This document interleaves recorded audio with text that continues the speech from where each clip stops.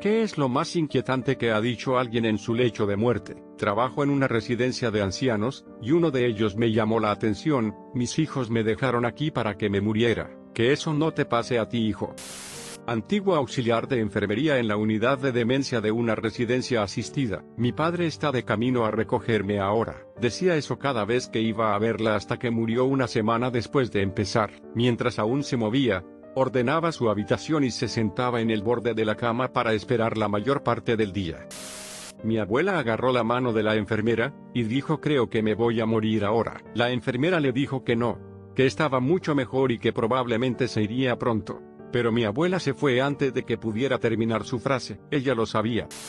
Tengo miedo, señor mayor. Empeoramiento de la insuficiencia cardíaca congestiva, incapacitado, y su esposa lo puso en un hospicio. Solo tenía medidas de confort. Yo estaba en la estación de enfermería, y pude escuchar que empezaba a jadear por aire. Entré en la habitación y se esforzaba por respirar. Le puse el estetoscopio en la espalda, pero ya sabía lo que estaba pasando. Sus pulmones estaban llenos de líquido. Lo senté en la cama y me miró fijamente, con los ojos muy abiertos, la cabeza ligeramente inclinada hacia atrás y una expresión facial de pánico. Inmediatamente después de pronunciar esas palabras, su máscara de oxígeno empezó a llenarse de espuma rosa y roja, que corría por su cara y goteaba sobre su bata. Murió en cuestión de minutos y lo único que pude hacer fue observarlo. Nunca olvidaré su cara. No era mi intención. Enviamos a este hombre de mediana edad a casa después de su visita a urgencias. En cuanto lo sacamos de la cama, dejó de responder y no tenía latidos. Le hicimos un par de rondas de reanimación cardiopulmonar y empezó a recobrar el conocimiento. Parpadeó un par de veces y el médico que llevaba el código dijo en broma: señor, casi se nos muere. El hombre dijo: lo siento. No era mi intención, de forma triste. Su corazón volvió a pararse y no pudimos recuperarlo. Como muchos de ustedes están preguntando, lo más probable es que haya sido una embolia pulmonar en silla de montar. Estuvo allí por algo bastante leve, pero echó un coágulo justo cuando lo trasladaban. Si queréis buscarlo, tenía la clásica cianosis de capa en el pecho, que es indicativa de una gran EP. Empecé mi carrera de enfermería en una unidad de cuidados paliativos. En mis primeros 3 meses como enfermera, pronuncié 7 muertes. Un paciente tenía demencia avanzada y a menudo creía que estaba trabajando mientras estaba despierto en el hospital. A menudo nos encargaba a las enfermeras y a los auxiliares de cuidados tareas y trabajos que debíamos realizar, ya que se creía nuestro superior. Un día, a finales de diciembre, me preguntó: ¿cuándo es Año Nuevo? ¿Qué día es este año? Le digo que el Año Nuevo será el próximo martes. Asiente con la cabeza y me dice que cree que va a tener que dejarlo después del Año Nuevo. Este trabajo se está volviendo demasiado difícil para él y no puede seguir el ritmo. Es hora de retirarse. Le digo que apreciamos todo el trabajo que ha hecho, y que le echaremos mucho de menos cuando se vaya. Que era un gran empleado y que a todos nos gustaba trabajar con él. Ese martes, 1 de enero, falleció tranquilamente mientras dormía a las 2 horas. Nunca olvidaré esa conversación.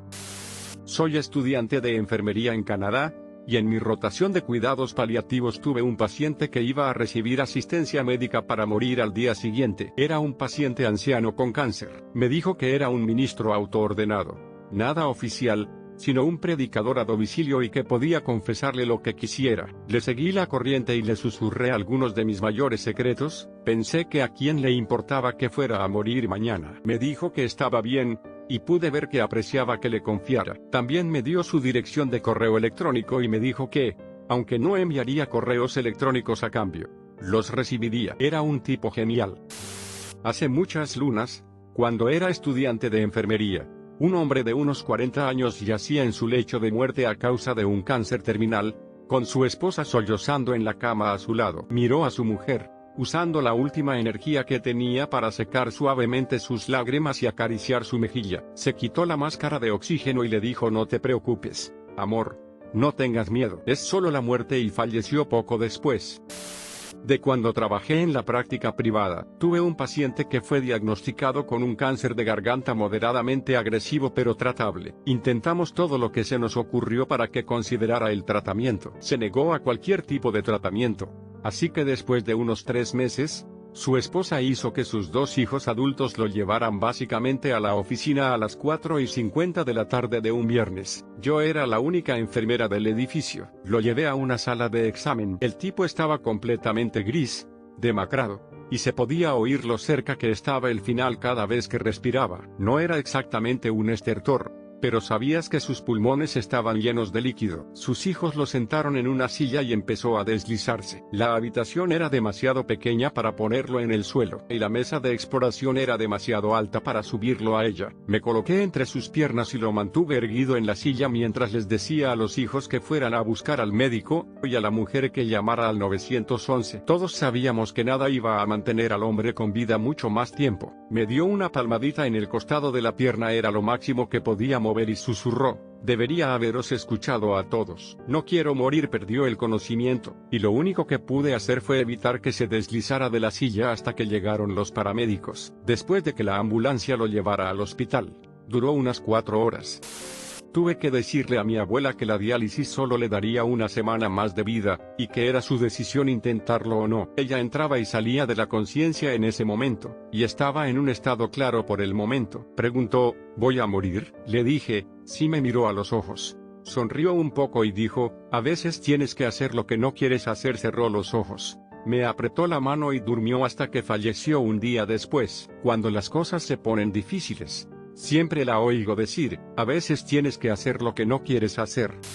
Es una historia corta, pero hace años tuvimos una paciente joven. Tenía un historial de consumo de sustancias ilegales. Se había puesto sobria hacía unos meses, pero había desarrollado una endocarditis, infección de su corazón, y tenía vegetación en las válvulas, así como una grave insuficiencia cardíaca por las agujas sucias. Necesitaba meses de antibióticos, y luego sería elegible para obtener un VAD, dispositivo de asistencia ventricular, máquina para hacer un bypass a su corazón, y posiblemente puente para un trasplante después de estar sobria el tiempo suficiente. Ya llevaba más de un mes en la unidad. Era tranquila, dulce y reservada, pero siempre agradecida por los cuidados recibidos. No tenía ningún apoyo social. Su madre fue quien le dio sustancias la primera vez, y no tenía contacto con nadie en su vida, excepto con una amiga que venía una vez a la semana a ver cómo estaba. En su 24º cumpleaños le regalamos una magdalena y le cantamos el cumpleaños feliz. Colgamos una pancarta en su habitación y le dimos pequeños regalos, algunos juegos para jugar en el hospital y libros para colorear para adultos. Nos dio las gracias, pero no mostró mucha emoción. Siempre estaba callada y no sabíamos muy bien cómo se sentía en ese momento. Ese día,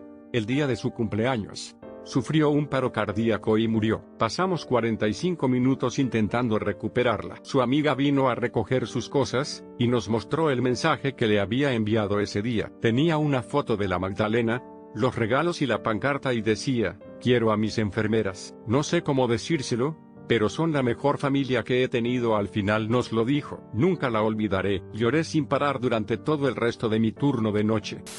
Mi padrastro falleció el año pasado. Hacia el final estaba muy malhumorado, y no había tratado muy bien a mi madre. Antes de perder el conocimiento, le acariciaba la cara diciéndole: hermosa, hermosa. Eso me hizo feliz. Atendía a un tipo con insuficiencia cardíaca terminal. Seguía teniendo episodios en los que si tosía o se inclinaba hacia adelante, cualquier cosa que aumentara su presión intratorácica, se desmayaba. Volvía al cabo de unos minutos y gradualmente volvía a ponerse morado. ¿Cuánto tiempo estuve inconsciente? Estaba totalmente bien mentalmente, agudo, ingenioso y en paz con lo que le iba a pasar finalmente. Él y yo bromeábamos diciendo que uno de estos episodios lo iba a matar, mientras él sorbía su té y nosotros hablábamos de tonterías. A los 5 minutos volvió a suceder y no regresó. Tenía una orden de no reanimar, lo cual era sensato. Fue muy inquietante hablar con alguien tan vibrante y alerta minutos antes de que muriera. Un tipo tan agradable. Quiero estar en esa mentalidad cuando vaya también. Soy capellán de un hospicio. Muchas veces la gente empieza a hablar con familiares o mascotas muertas y las describe allí, o ve el cielo abriéndose o cosas así. Muchos han predicho su muerte. Una paciente con esclerosis lateral amiotrófica, Ella, pidió verme y nuestra conversación giró en torno a que estaba preparada y quería que la ayudara a prepararse. Aunque parecía estar a meses de la muerte, falleció ese fin de semana. Sin embargo, hay una historia que se lleva la palma. Por aquel entonces yo trabajaba en un hospital. Había un hombre espiritual, no religioso, con el que tenía una buena conexión. Me pidió que fuera a su habitación y me acerqué. Me indicó que me agachara junto a su cama y me dijo en un susurro: ¿ves a mi hermano en la esquina? Le dije que no, pero que creía que lo veía. Estaba completamente lúcido y tranquilo mientras explicaba que ha estado en el rincón y que ha estado hablando con él, resolviendo cosas y llegando al perdón como no pudieron hacer antes de que muriera el hermano. Le preocupaba que las enfermeras pensaran que estaba loco y trataran de medicarlo. Cuando le aseguré que le creía, y que solo quería escuchar lo que tenía que decir, continuó: yo también veo a la muerte. Estaba en el aparcamiento. Podía verla desde mi ventana. Tenía a mi hermano con ella. Ahora está en la habitación. Es toda negra pero no es fea. Estaba totalmente en paz. Murió unos días después cuando un tumor invadió una arteria. Esto fue durante mi último año como estudiante de medicina. Estaba trabajando en un internado. Era tarde y estábamos haciendo las últimas rondas de la noche. Justo antes del cambio de turno, había un señor mayor.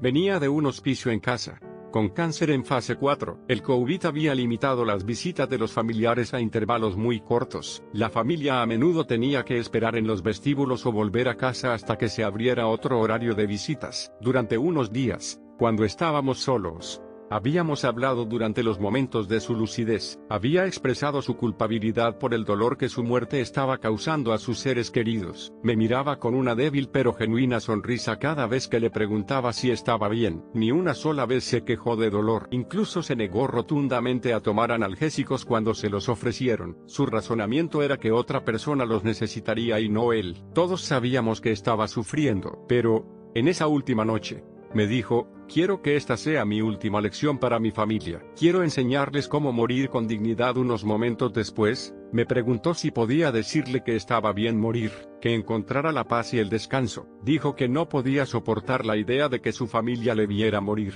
Quería aguantar porque él era todo el sistema de apoyo de su familia. Pero finalmente dijo que su dolor era demasiado. Estaba listo para morir. Le dije que no era necesario que siguiera luchando por la comodidad de su familia. Si realmente tenía dolor y estaba listo para morir, estaría bien morir. Su familia lo entendería. Una vez que le di el ok, comenzó el proceso: delirio, respiración pesada y movimiento, y el estertor de la muerte. Y luego se fue. Era un gran hombre, un alma amable y gentil. No lo conocí por mucho tiempo, pero realmente extraño al hombre. Descanse en paz, señor. Esto no es algo que me haya dicho mi abuela, sino algo que le dije mientras estaba en el hospicio. Justo unas horas antes de que falleciera, había llegado a un punto en el que ya no podía hablar, pero podía gesticular un poco. Estaba a solas con ella en su habitación y mis tíos, todos sus hijos excepto mi padre, estaban charlando en el pasillo. Me di cuenta de que quería algo, que era importante. Tenía la sensación de que quería a sus hijos, que era una especie de última oportunidad. Asomé la cabeza en el pasillo, y les dije que la abuela los quería y que debían venir todos. Me rechazaron y no quisieron entrar en su habitación ni dejar de charlar durante unos minutos. Volví a entrar y le dije que todo estaba bien, y que todos sus hijos estaban en la habitación de al lado, y que todos estaban aquí y la queríamos. Por un momento pareció asustada, pero se calmó. Creo que sabía que le estaba diciendo que estaba bien que se fuera y lo estaba aceptando. Le mentí. Mi padre no estaba allí. Lo habían arrestado ese mismo día. Se lo ocultamos. Y no podía decirle que sus hijos no podían molestarse en ir a verla. Me atormenta haber tenido que mentirle a la abuela que me crió en su lecho de muerte. Creo que nunca perdonaré del todo a mi tía y a mis tíos. No había tenido a más de 2 de sus hijos en la misma habitación en 20 años, y ni siquiera pudieron dejarla ver. Llego tarde a la fiesta, pero quiero compartir esto. Tuve una vida dura. Después de décadas de dolor y errores conocí a esta increíble mujer. Su familia estaba dividida en cuanto a mí. Algunos pensaban que era una mala elección. A otros les gustaba mucho porque era, al menos, brutalmente honesto conmigo mismo. La abuela de mi mujer me amó al instante con un amor que pocas veces había experimentado en mi vida. Fue realmente una fuerza impulsora para que la familia de mi mujer me aceptara. Era una auténtica petarda. Había vivido bien, tenía una gran familia, un gran marido. Se podía ver en sus ojos desde el día en que la conocí que estaba contenta con la vida. Entraba y salía del hospicio, pero la última vez, toda la familia estaba allí. Estaba completamente coherente, despierta, descarada como siempre. Pasé a mostrarle mi amor y nunca lo olvidaré. Todos los niños, nietos, bisnietos y amigos de la familia estaban por allí despreocupados como si fuera un día más, y la abuela era un tanque, así que todos sabíamos que se iría pronto a casa. Yo tenía que irme a recoger a mis hijos al colegio. La mujer se quedaba. Me abrí paso entre la multitud y le di un beso. Nos cruzamos los ojos y mantuvimos una conversación de 1.000.000 de palabras en unos pocos segundos de contacto visual. Me vio el alma y le prometí que cuidaría de su nieta. Siento que salí de la habitación al revés, como en una película. Todos los demás estaban haciendo otra cosa y hablando con todos menos con ella. Tenía un brillo en los ojos y no pude apartar la mirada. Me dijo que me amaba en esa mirada de una manera que no había recibido mucho amor en mi vida. Sentí que su alma me abrazaba. Lo supe, ella lo sabía. Supe que ella sabía que nadie más lo sabía. Me guiñó un ojo cuando pasé por la puerta. Lo supe. Llegué a la esquina del pasillo, y lloré durante el largo viaje a casa. Mi mujer me llamó una hora más tarde diciendo que había fallecido inesperadamente. Todavía siento que la abuela de mi mujer, que estaba rodeada de una familia numerosa, unida y llena de amor, me dirigió una de sus últimas miradas para decirme que me quería como no lo había hecho mucho en mi vida. Veo ese amor en los ojos de mi mujer todos los días.